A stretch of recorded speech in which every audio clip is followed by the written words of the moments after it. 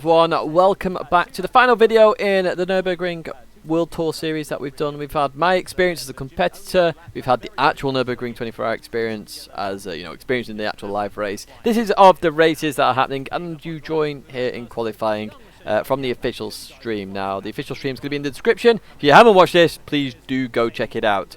But essentially we're in the top 6 shootout here for qualifying, so I'm not in the qualifying session, it's actually Heaven doing this. So we're going to touch on the other races from the other drivers in my team, or the Audi team, not my team. It's not, I don't own it, but I'll reference the Audi team essentially. So Heaven is actually doing our qualification. So first of all, in terms of how the 12 teams qualified originally, it was the KTM Crossbow at Sardinia Layout B. Now, me and Heaven, so there was an hour in there of practice initially, and me and Heaven were very close on times, very close. Heaven struggled on the last sector, I struggled in sector 2, I think it was, and in the end, Heaven was 2 tenths faster after I'd had my little go. So we were like, yeah, okay, Heaven, you go for it. So Heaven is going to be the person who is going to go all out here in qualifying. And in the actual qualifying session, he did. And he got in the top 6 superstar shootout for qualifying. So here we are. Guaranteed 6th. Let's go for first. You can see the lap times on that left-hand side there.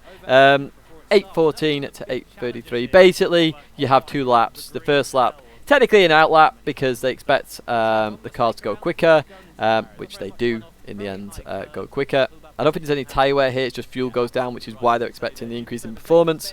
And you can see that, unfortunately, we've had a spin. Now, the Audi on this circuit is an absolute monster to drive. An absolute monster. It is ridiculously hard. It's a little bit easier now with the change of physics, and also the fact that the car is actually slower. We had a 3% power nerf, so obviously the acceleration isn't as bad.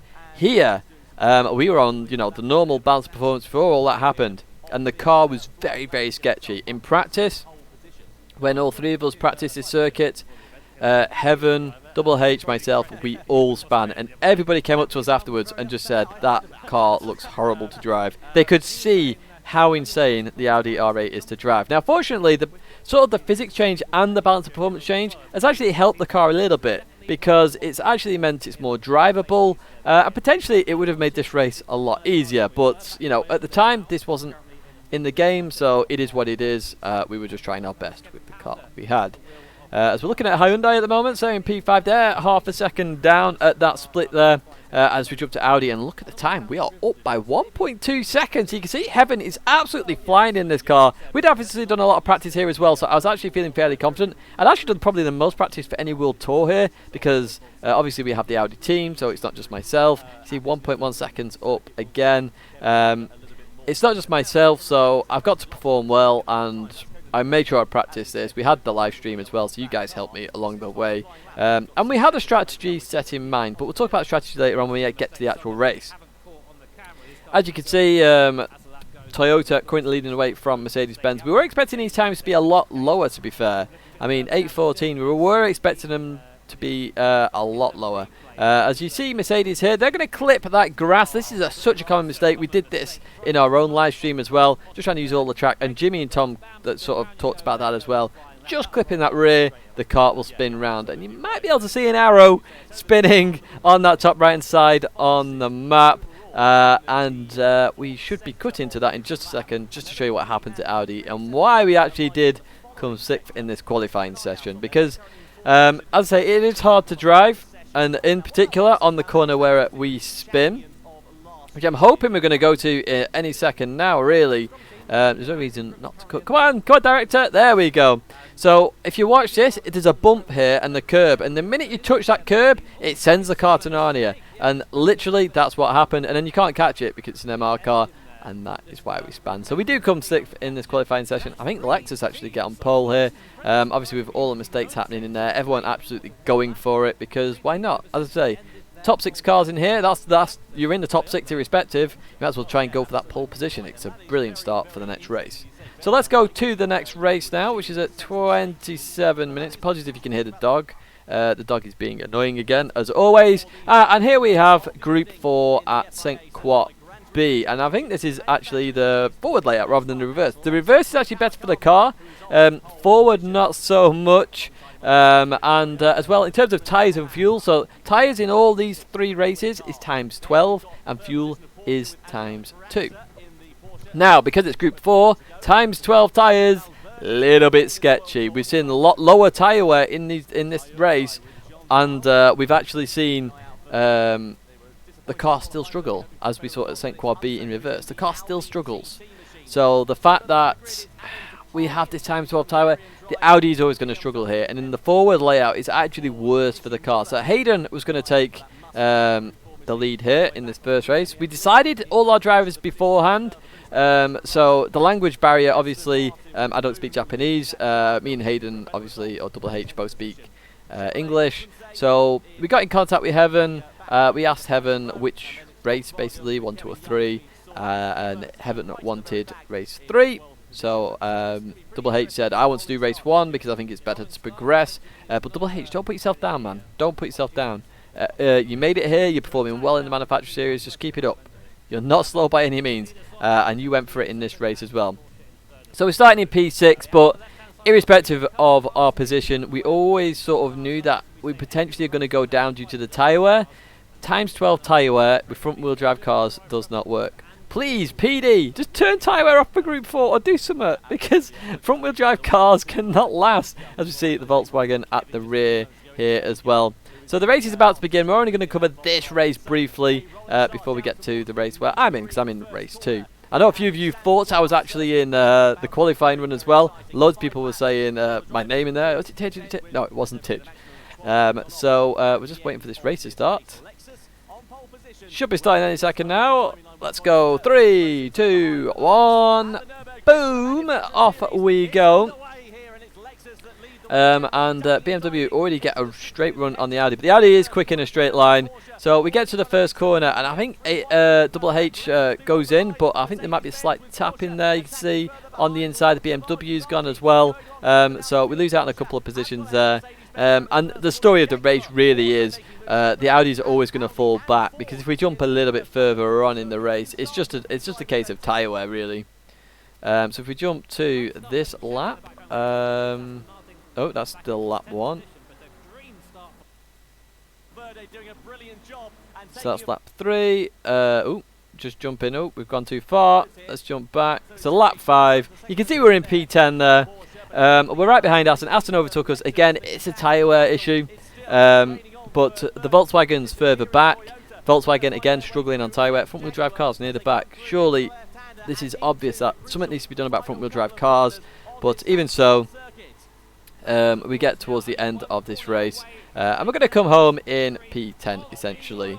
So what we're going to do now, we're going to jump to the next race. This is the race that I'm involved in. I've got some time stamped here, 48 minutes, just to show you what the fuel and tyre wear is here as well. So fuel consumption times 2, tyre wear times 12. Now, tyre wear times 12 on St. Croix isn't too bad because there's a lot of straights. Tyre wear times 12 on here is a little bit worse. So as I said on the vlog, and as we've raced this track numerous times now, we actually went in the forward layout for the recent Top 16 Superstars. You can see how the tyres just fall off the cliff so fast towards the end of the race. So I'm very limited in what I can do in this race. I've got to get as far ahead as I can early on, and then try and maintain that position. Exactly what I did in Top 16 Superstars as well. So you can see here the grid line up here. We've got Lexus. I think now I'm not sure whether the top drivers were all in this. I cannot remember, but let's go through it all the same. Oh, we don't have a list of drivers. There we go. So we've got Death Sun in here. We've got De Jesus there. Hellsfire. Shout out to Hellsfire as well. Hellsfire's always in the streams.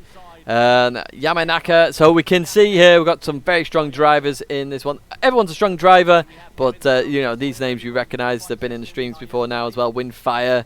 We've got Lam in there, so you can see strong race. So we've got a lot of positions to make up here. We've got Matrux 10 there. That BMW. And then we've got Nick. So Nick McCosey, you know, he's been on the podium several times at these events.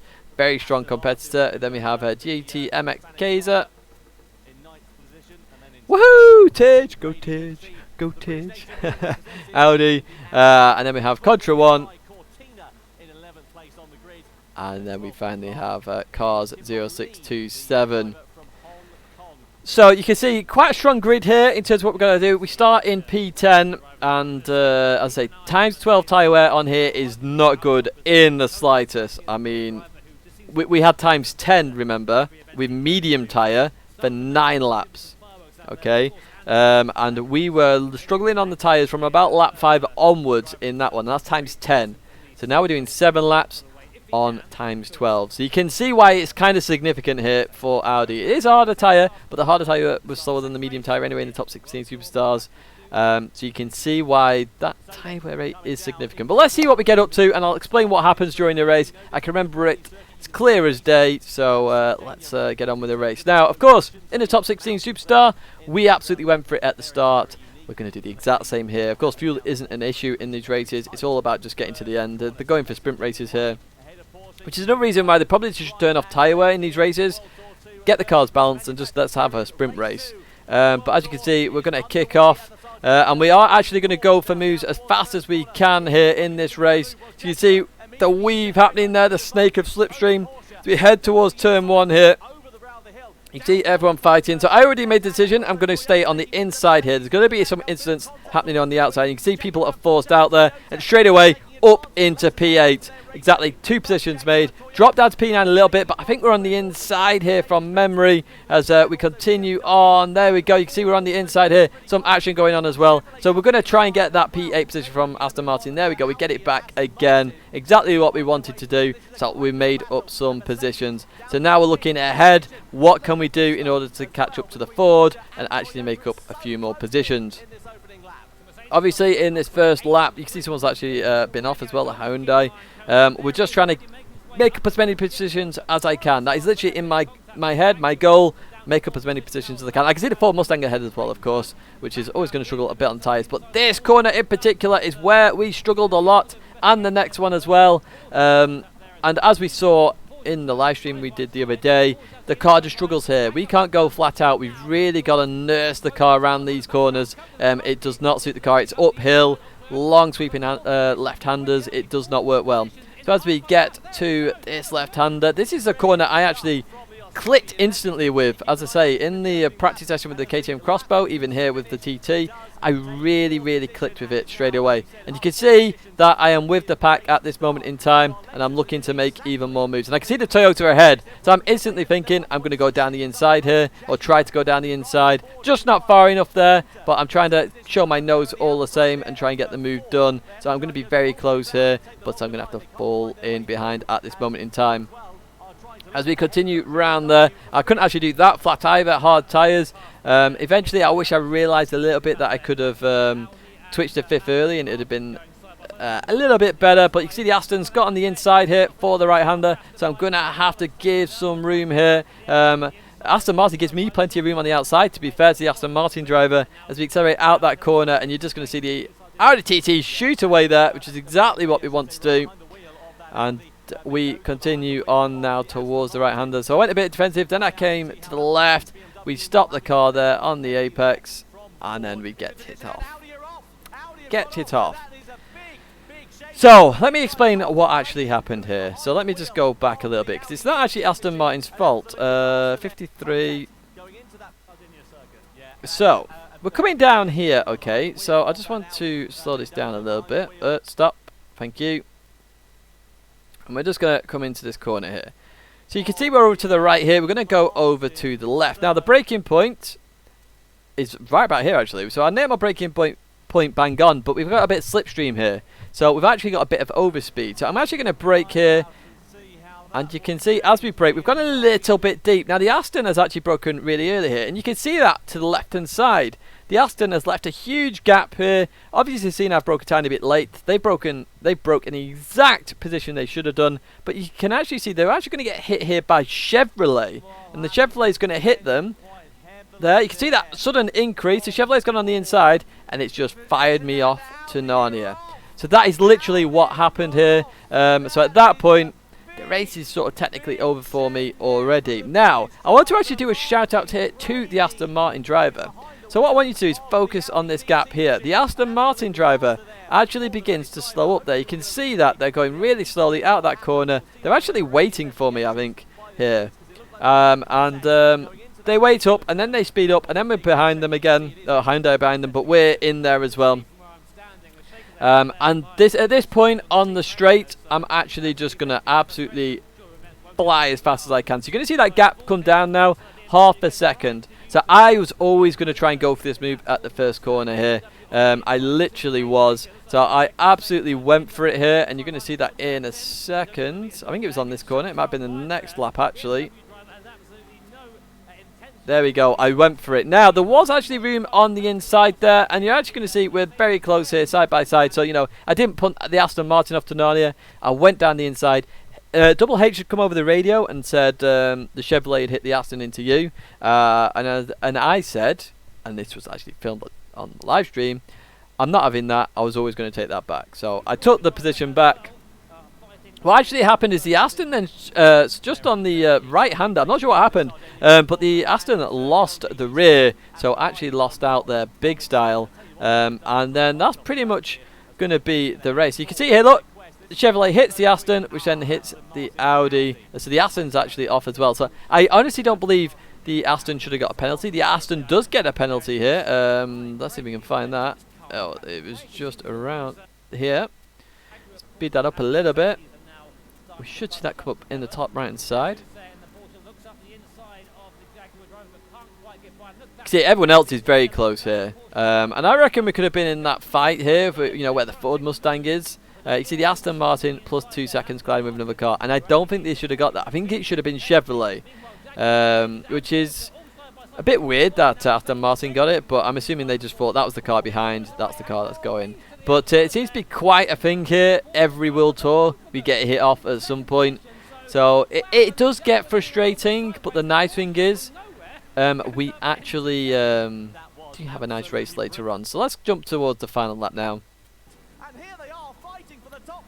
And look, Chevrolet are here. So Chevrolet should not be there, in my opinion. Chevrolet should have got the penalty and not Aston Martin.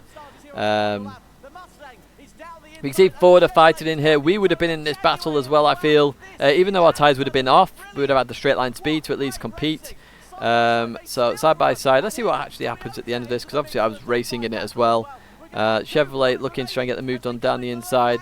Lexus, I always hate it when it jumps to that sometimes. You can see the battle going on in the background. Jump towards the battle behind.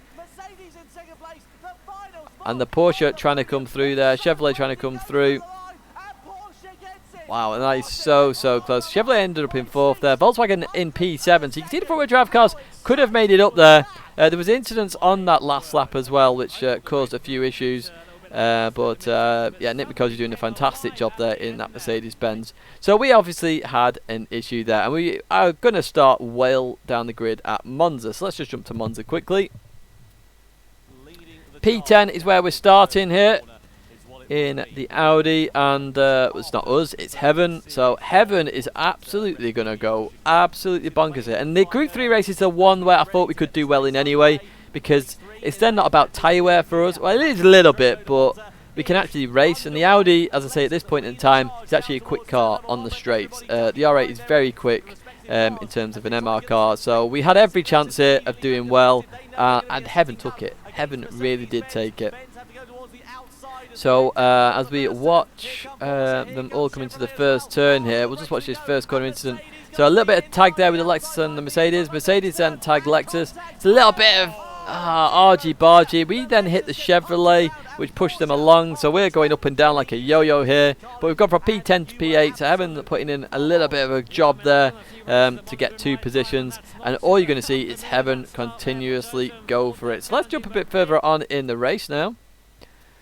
What lap's this? We're still on lap number 1. So as you can see, the Audi is in the lead at the moment. And as we head up there, you can see we've got a little bit of a gap as well. Imagine if we'd have cleared that 7.5 temp gap. That would have been absolutely insane. But unfortunately, we don't do that. We're going to be struggling a little bit with tyre wear as well, of course. The MR cars at this point, a bit sketchy on the rear. So you can see half a second now, that gap to BMW. as we head towards the last corner. So you can see, trying to break the slipstream, the Audi. And we get into the last corner. So we'll have a look at what happens into turn number 1. But this is obviously a positive for us after a couple of negatives there.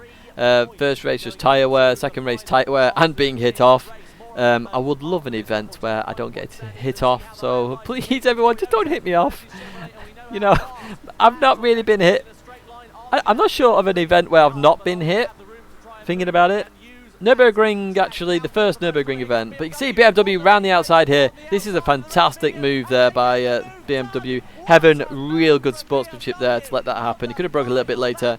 Potentially didn't, but the BMW round the outside, that's a really good move, Randall, by you. So, you know, big shout out for that. That's originals, by the way, if you're not sure. Absolute brilliant move there. So we're going to continue now towards the last race. So let's have a look at what happens, because we're going to start actually in P number 2. And you might have just seen that there. So in the final race, of course, we have to use all 3 tyres. Fuel is a little bit sketchy here. That's just to make sure you pit.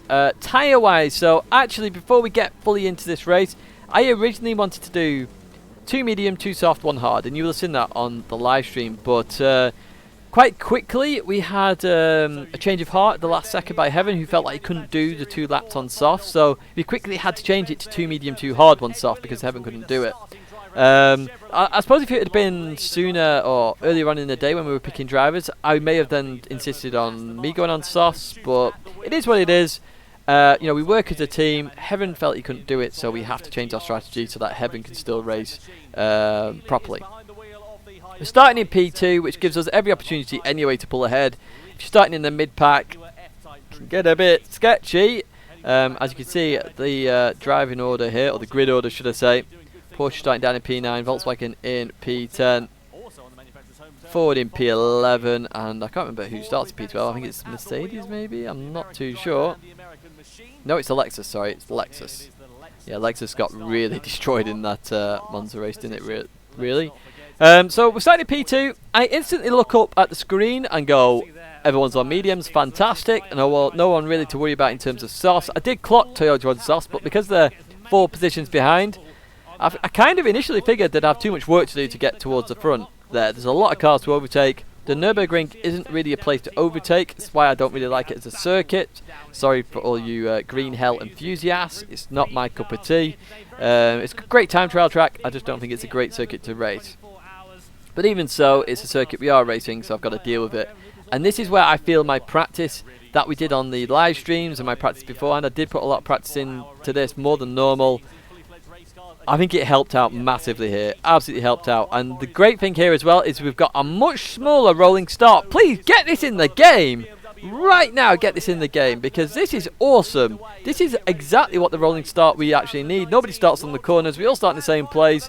And it's just perfect. It really is. So I jump straight towards the slipstream of the BMW. I know the BMW is going to struggle a little bit on top speed. So then I go towards the outside. So I'm thinking, okay, going around the outside is possible here on the 24-hour layout. So I go down in towards the braking zone, and I'm trying to keep my nose in there. And then I realise the BMW goes deep. So now I realise it's really, really tight here. So I slowly accelerate out. No, the BMW loses it right there. And then I clip the rear. I could not do anything about that. I literally just tagged it. I could not do anything. I got hit by the Aston Martin as well behind after I tried to slow down as well. But we're in P1. We are in P1. I could not believe, honestly, there are things that were going through my mind at this moment. I was thinking, oh my word, here we go. Let's try and have a clean race here. So I'm going to try and dart as fast as humanly possible. The GP circuit is where I am ridiculously good at. The Nurburgring I'm okay at now. I'm not the quickest out there. There's much faster drivers at the Nordschleife than I am. But the GP circuit, I can hold my own. And you're going to see me try and break that gap as fast as I can. Because I know the minute I get to the Nordschleife, the tyres are going to struggle. Everything's going to struggle a little bit. And you know, there's a little bit to worry about there.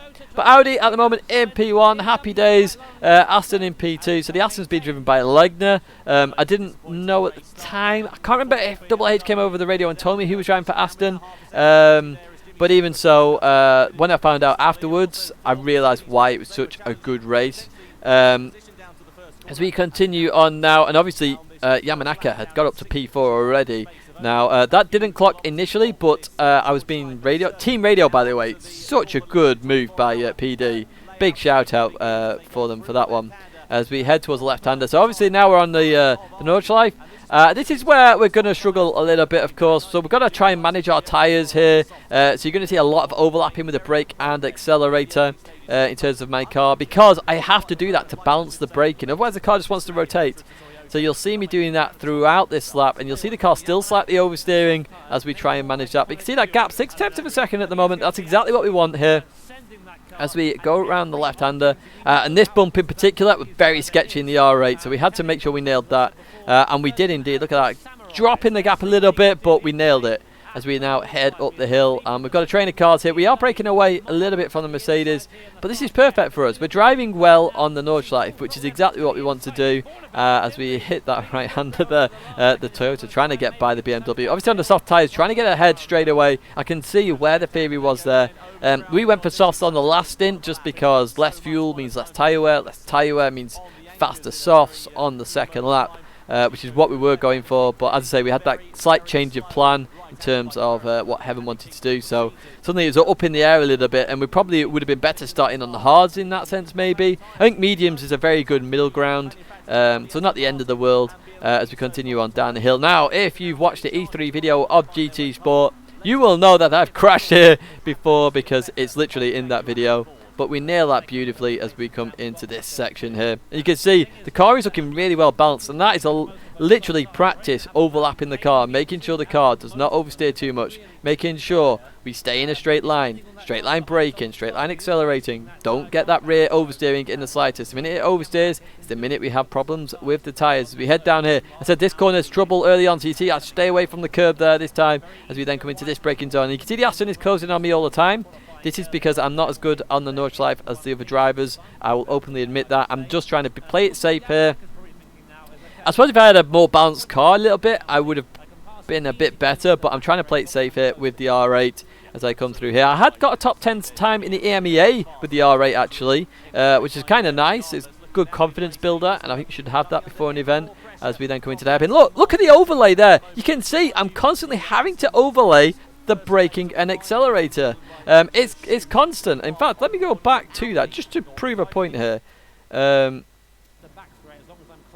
Look, so we're going to go on board here with myself. Look, brake, accelerator, brake. We'll go on the accelerator separately here. And as we go into the brake zone, watch the brakes go on and watch me hit the accelerator at the same time. Look at that. I'm having to do that to make sure the car is balanced. That is literally overlaying. I used to say doing both at the same time, but David Pell gave me that term, overlay. It's perfect. That's exactly what we're doing. We're overlaying both of them in order to survive. I found out as well, the Audi R8 in real life, you have to do that as well. So, hey, you could say that GT is being realistic, the fact that I have to do that. But my word, is it a lot of work versus the other cars. Having to overlay constantly is a pain in the absolute behind.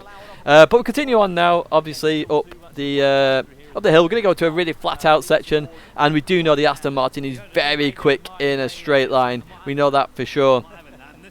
So you're going to watch me now go defensive, but there's not much I can do, and Jimmy picked up on this straight away. I go defensive, but you're literally just going to see the Aston Martin drive past me. I can't do anything. I'm flat out here at this moment in time, but look at the clean racing.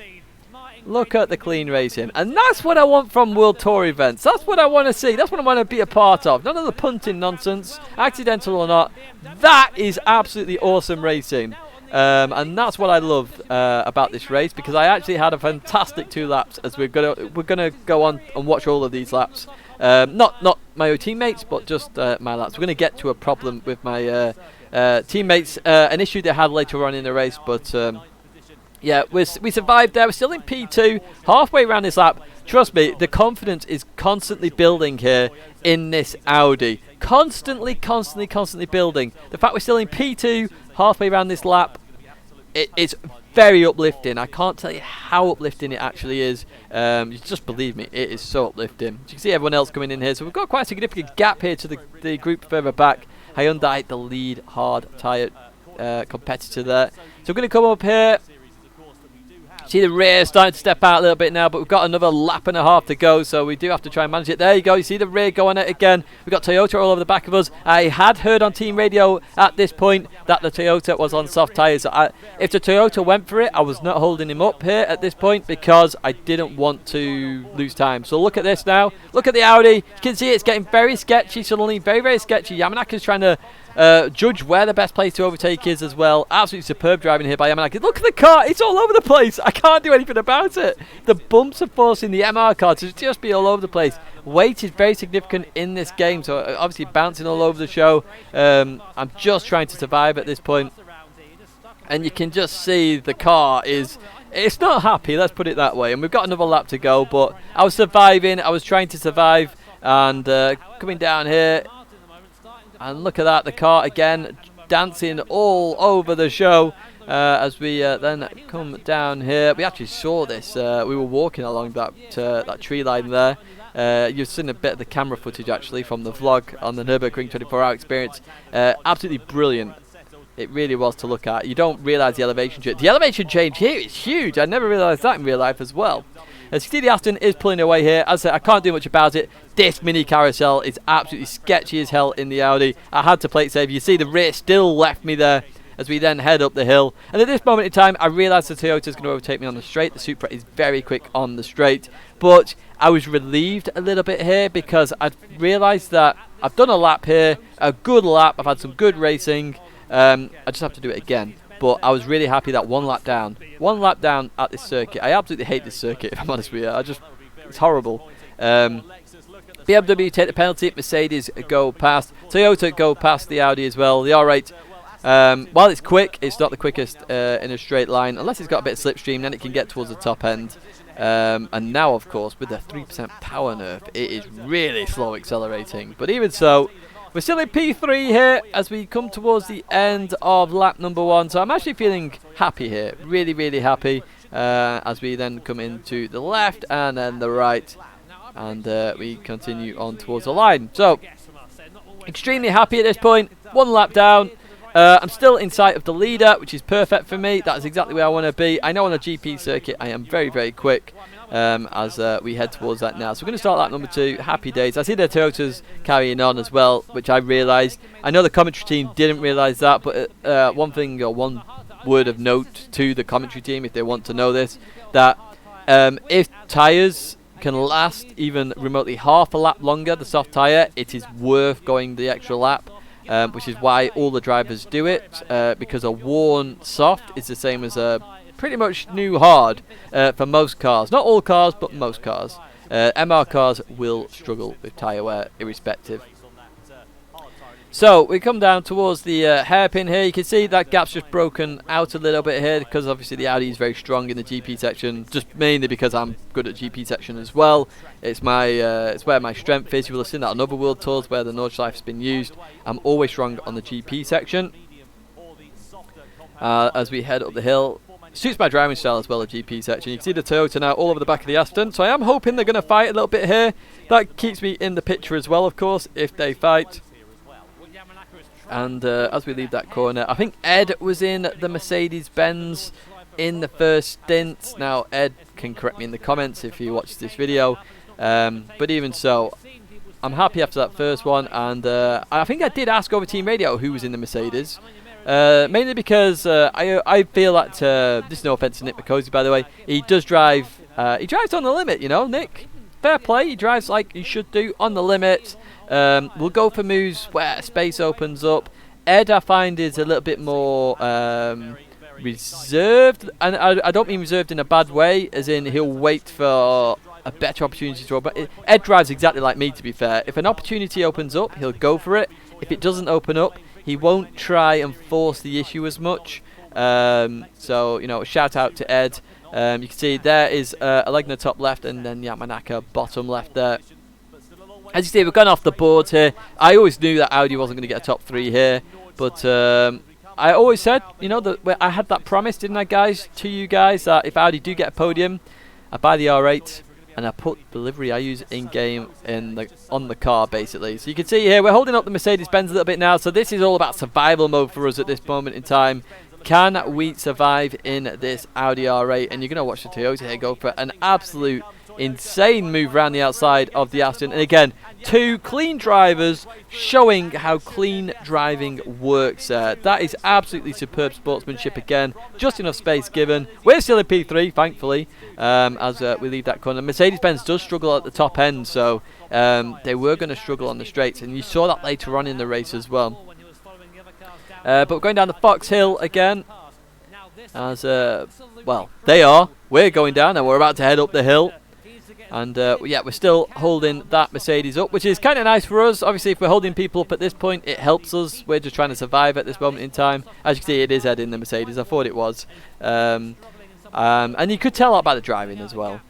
As I say, Ed is a good driver, good clean driver, somebody I like. You know, I can race on circuit, and I know that it'll be clean, and it'll be competitive, and it'll be good. So we go up into the left-hander. So again, this is where it gets all sketchy for the Audi. I feel like I'm repeating myself a little bit, but all I can say is I enjoyed this race, and I hate this track, and I enjoyed this race. So if we can have a clean one at Salzburg, because we made Salzburg, I'll be really happy. Of course, we know what the final track's probably going to be. We've not had any briefing or anything. We've just received emails. It's going to be the Red Bull Ring, isn't it? I assume. And of course, oh yeah, we won this last year. Red Bull Hangar 7. I don't even know if that's on the stream. Give me a second. There it is.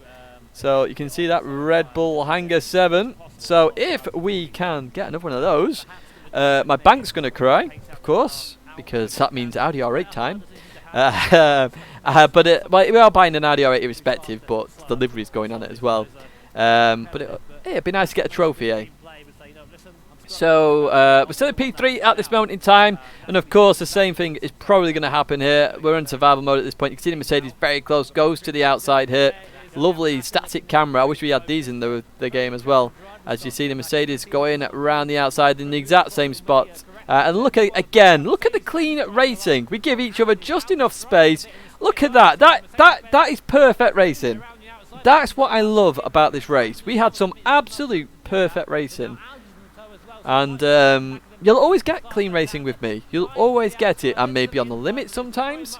You know, I've been pushing very hard in recent races in Manufacturer Series, but it will always be clean, or as best as it can be. And you've seen here at a live event me driving as best as I can. You can see the Audi catching up there. Now we're going to hold up that BMW. And again, this is all about holding drivers up now. We're struggling on tyres. You saw our rear on the last lap. Imagine the rear this lap on that car. It is very sketchy indeed, especially on the carousel. I actually nearly went over on the carousel at that point. Look at the rear there. It just instantly goes. The snap oversteer is insane. That's why we were struggling, of course, with tyre wear as well in the car. It's why Heaven maybe felt that he couldn't actually get 2 laps on the soft. As you can see, we're under all sorts of pressure, and you can watch now the Audi. Just look how sketchy it's going to get. Look, the rear's gone again. We catch it as we then head down the hill, and you can see we're just trying to hold it. The rear's gone again. The rear's gone again. And the rear's gone a little bit again. And Jimmy actually caught it there. Martin Grady is struggling. I literally was struggling. And do you know what? Shout out to Matrix. I've never raced you, mate. Absolutely never raced you. But spot on driving there. You were racing clean as a whistle. You see the oversteer again. You must have been enjoying the drift show that I was putting on in front of you. But look, you can see there the Audi is just struggling. And you can see why they're trying to maybe fix MR cars with the physics change. Because it did help them a little bit.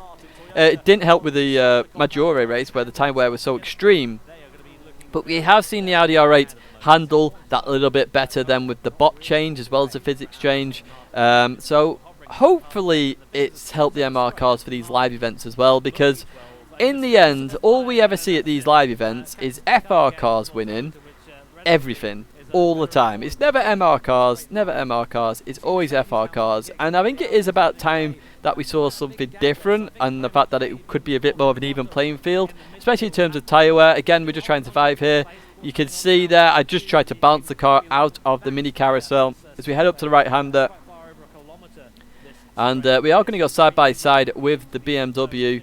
So I'm hoping PD watch these races and go, yeah, okay, MR cars are struggling here. We can't really do much about it. You can see Rick there getting up to take over Yamanaka-san there for Toyota. Shout out to Rick, by the way, because that's Rick's first event and he performed amazingly well under the circumstances. You've got people there with 5, 6 events under their belt, and Rick's there for the first time. So shout out to Rick as well. You can see further back here now, BMW side by side with the Audi, and this is where I realised the BMW's top speed is shocking.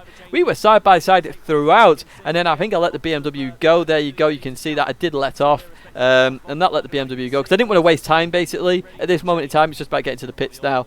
If I lose a second at the end of the lap, it's pointless. If I lose half a second, that's better. So 2 laps for softs. Toyota then going to do 2 laps on the medium, but Aston go on to hard. I then come into the pits, medium. It's then Double H's turn to then go on the hard tyre, and I knew at that point then Double H was going to go on for 2 laps. So you can see this strategy down here. This is pointless. It's 2-2-1. Well, that's what it in theory will be. So yeah. The tyre difference is too big to have that sort of effort there. If the tyre difference was much smaller, yes, that would be the strategy, but it's not.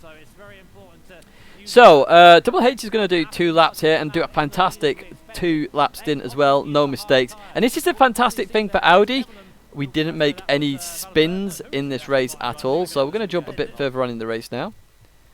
So we're on lap number 3, we want to get to lap number 4. We had a slight penalty, that was for a slight moment, but that was nothing in the grand scheme of it.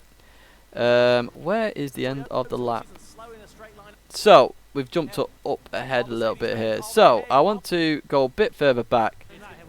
So, we're about to come in the pits here, Audi.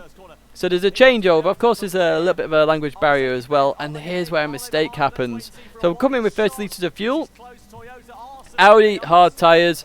We've gone to hards. Now, one thing we did decide during the pits, here you can see that. They try and cancel it. You can see they're trying to cancel the tyres.